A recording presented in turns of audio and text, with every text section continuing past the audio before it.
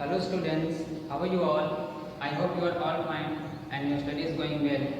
Let's student हम लोग क्या पढ़ाई कर रहे थे? ज्योग्राफी चैप्टर 2 एग्रीकल्चर पार्ट 5 में। इसमें हम जो पढ़ेंगे वेरी इंटरेस्टिंग है। इस video it's going to very interesting. इसमें क्या है स्टूडेंट? भूदान एंड ग्रामदान।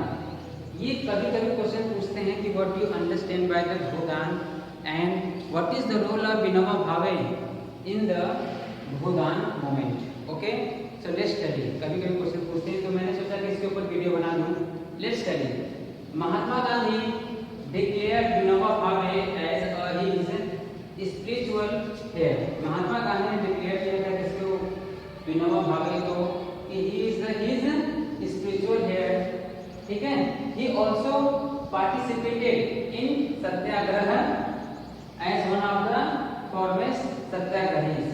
माने महात्मा गांधी ने विनोबा भावे को अपना एक स्पिरिचुअल हेयर को डिक्लेयर किया था, नंबर 1। और विनोबा भावे महात्मा गांधी ने सत्याग्रह मूवमेंट शुरू किया था, उसमें उन्होंने पार्टिसिपेट किया था। समझ में आया यहाँ तक वाला पॉइंट? अब उसके आगे बढ़ते हैं तब हमें समझ में आएगा भूदान ग्रामीण क्या है, ग्रामदान। सेकंड पॉइंट है कि किसके लिए यूज हुआ है यहाँ पर? ही यूज हुआ है विनोबा भावे के लिए। He was one of the voters of Gandhi's concept of Gram Swarajya. माने स्टूडेंट इसमें क्या है कि महात्मा गांधी क्या चाहते थे? ग्राम स्वराज्य। माने हर एक गांव क्या हो? सेल्फ डिपेंडेंट हो। एक गांव किसी दूसरे गांव के ऊपर डिपेंड ना हो, एक गांव किसी शहर के ऊपर डिपेंड ना हो। एक गांव में इतने ऐसे उद्योग लग जाएं, इतने ऐसे मतलब सुविधाएं आ जाए गांव में, तो गांव क्या हो जाए? सेल्फ हो जाए। तो उन्होंने क्या चालू किया था? ग्राम स्वराज।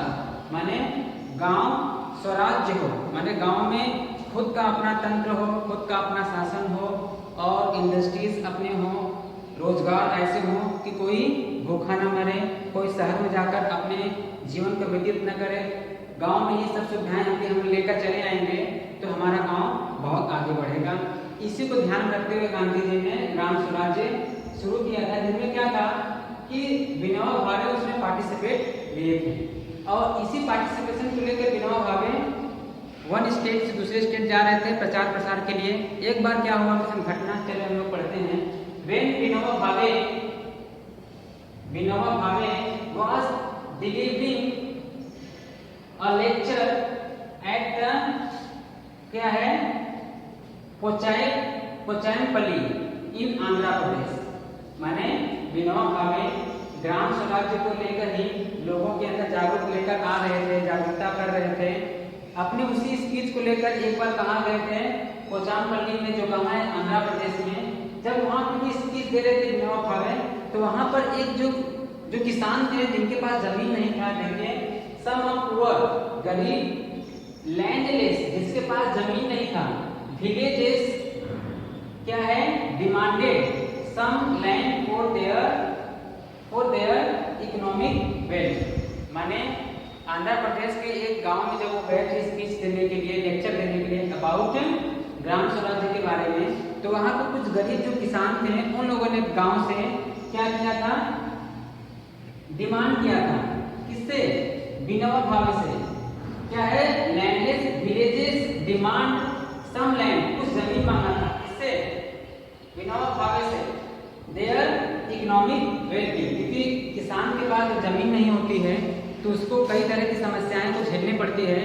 उसी अपनी स्थिति को ध्यान देते हुए उसने विनोबा भावे से जब वो लेक्चर दे रहे थे उनसे यह कुछ डिमांड किया था कि मैं तो एक लैंडलेस हूँ और मेरे पास जमीन नहीं है, तो मेरी इकोनॉमिक कंडीशन बहुत ही खराब है, तो आप मुझे कुछ जमीन दीजिए तो मेरा जो इकोनॉमिक स्टेटस है कुछ अच्छा हो, जिससे हम अच्छे से खा पी सके, अपने बच्चों को पढ़ा सके। क्योंकि आपका जो कैंपेन है वो क्या है? ग्राम स्वराज्य के बारे में। विनोबा भावे इसके आगे क्या करते हैं? चलो नेक्स्ट पॉइंट में क्या करते हैं इसमें देखते हैं।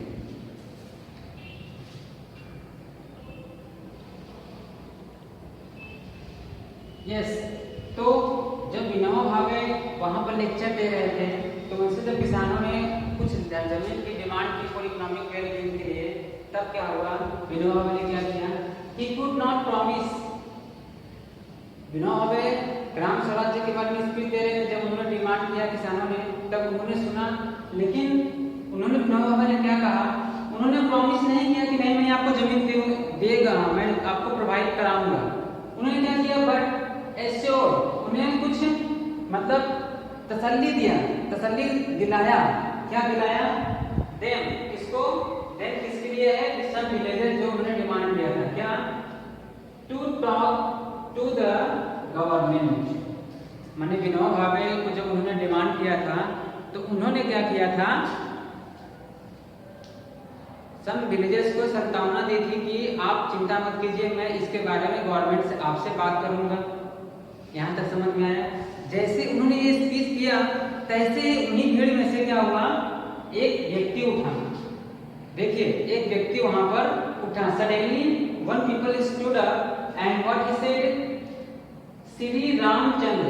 जो व्यक्ति वहां पर उठे थे उनका नाम क्या था, श्री रामचंद्र। उन्होंने क्या अनाउंसमेंट किया, ready, stood up and offer, offer किया। क्या ऑफर किया, 80 acres of land to be distributed among 80 landless villages।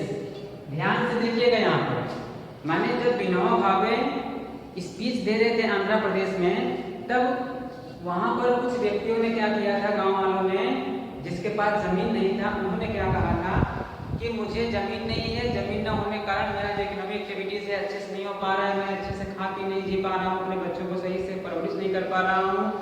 ये ऐसी चीजें जब उन्होंने कहा तो विनोबा भावे ने कहा ठीक है, मैं इसके ऊपर गवर्नमेंट से बात करूंगा।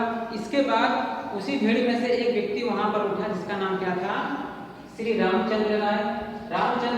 श्री रामचंद्र जी वहां पर उठे और उन्होंने अनाउंसमेंट किया कि मैं क्या करूंगा, 80 एकड़ 80 एकड़ जो जमीन है वो मैं दूंगा, और वह किसको, 80 लैंडलेस विलेजर्स।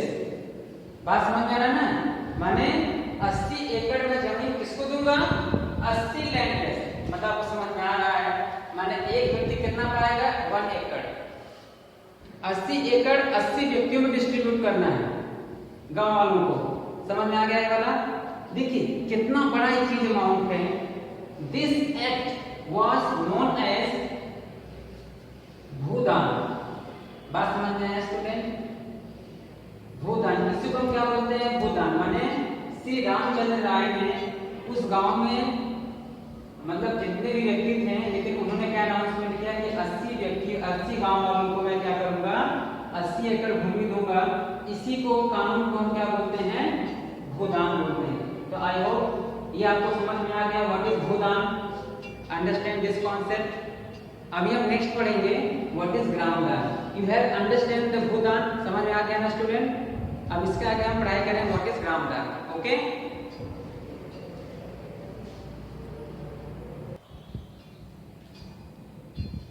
Yes student. तो अभी हम लोगों ने क्या सीखा, भूदान क्या होता है, समझ में आया। अभी क्या सीखेंगे, ग्रामदान क्या होता है, ठीक है ना। जैसा कि आप लोगों ने अभी पढ़ाई किया कि श्री रामचंद्र ने क्या किया था, 80 एकड़ जमीन 80 गांव वालों को दे दिया, 80 व्यक्तियों को, ठीक है ना। और यह उसी स्पीच में हुआ था जब विनोबा भावे आंध्र प्रदेश में स्पीच दे रहे थे, वहीं पर एक व्यक्ति उठा अपना अनाउंसमेंट कर दिया, ठीक है ना। अब ये सिलसिला चलता रहा, विनोबा भावे और कहीं गए किसी राज्य में, वहां पर स्पीच देने के लिए, ऐसे सिलसिला चलता रहा। कुछ समय के बाद, कुछ सालों के बाद क्या हुआ था, एक बार जब स्पीच फिर हो रही थी किसी गांव में, तो वहां पर कुछ व्यक्तियों ने क्या किया था, बोला था कि इस गांव में किसी के पास गांव नहीं है, गांव नहीं बस रहे हैं। तब वहां पे देखिए क्या है, सम जमींदार्स ऑनर्स, जो जमींदार है, जमीन के मालिक है, जिसके पास बहुत सारी जमीन है तो जमींदार होते हैं। तो जो ऑनर थे, जब बहुत सारे जमीन के मालिक थे, उन्होंने क्या किया था, of many villages offer to distribute some villages among the landless. दिखाई दे रहा है ना, माने ये कि कुछ जमींदार ने क्या किया था, जिनके पास बहुत सारी जमीन थे, उन्होंने क्या किया था, बहुत सारे जमीन को डिस्ट्रीब्यूट कर दिया एज ए विलेज के रूप में कि आप यहाँ पे गांव बनाइए, ठीक है ना। Many villages offer to distribute some villages, समझ में आया ना। एमंग द लैंड, जिसके पास जमीन नहीं था तो रहेंगे कहाँ, गांव नहीं बनेगा तो विकास नहीं होगा। सिर्फ स्वराज्य का वो जो सपना गांधी जी देखे थे, विनोबा भावे देखे थे और भारतवासी देखे थे, ग्राम स्वराज्य कैसे होगा, जो गांव नहीं रहेगा स्वराज्य होगा कहाँ से। इसी को ध्यान में रखते हुए जो बड़े बड़े जमींदार थे, उन्होंने क्या किया था, उन्होंने क्या किया था, जमीन को डिस्ट्रीब्यूट दिया था गांव बनाने के लिए। उसे हम क्या बोलते हैं, zamindar Gramdan, landless also known as Gramdan, ठीक है ना। It was also known as Gramdan, इसी को हम क्या बोलते हैं स्टूडेंट, ग्रामदान बोलते हैं। बात समझ में आ रहा है ना। अब समझ में आया कि भूदान क्या है और ग्रामदान क्या है। इसको देखिएगा कुछ क्लियर समझ में आ गया होगा। I hope you have understand. अभी नेक्स्ट पॉइंट क्या है, देखिए दिस भूदान और Gramdan movement initiated by Vinoba Bhave. कभी कभी क्वेश्चन पूछता है who introduce the Bhoodan and Gramdan movement, then your answer will be Vinoba Bhave, because he was such kind of person those who spoke this kind of things aware to the people. That's why the people started to give or to distribute something and something in the societies. And Vinoba Bhave is also known as the bloodless revolution. माने विनोबा भावे को हम भूदान ग्रामदान भी बोलते हैं, movement के नाम से भी जानते हैं। यदि कभी कभी क्वेश्चन एग्जाम में घुमा के पूछ दिया कि right A short note on the bloodless revolution, तो आपको क्या लिखना है, भूदान ग्रामदान के बारे में लिखना है। बात समझ में आ रहा है ना। कभी क्वेश्चन ऐसे ही पूछ सकता है कि what is the contribution of Vinoba Bhave in Swarajya, क्या है Gram Swarajya. What is the contribution of Vinoba Bhave in Gram Swarajya, then you also write the Bhoodan and Gramdan. Okay, so ऐसे ऐसे क्वेश्चन यदि हमारा स्टूडेंट कॉन्सेप्ट क्लियर रहेगा ना, तो क्वेश्चन कैसे भी पूछेगा हम उसे दे देंगे इसका answer.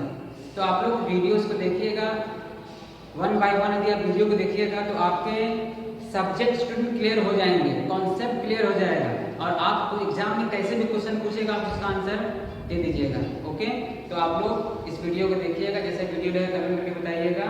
Okay student, best of luck, thank you.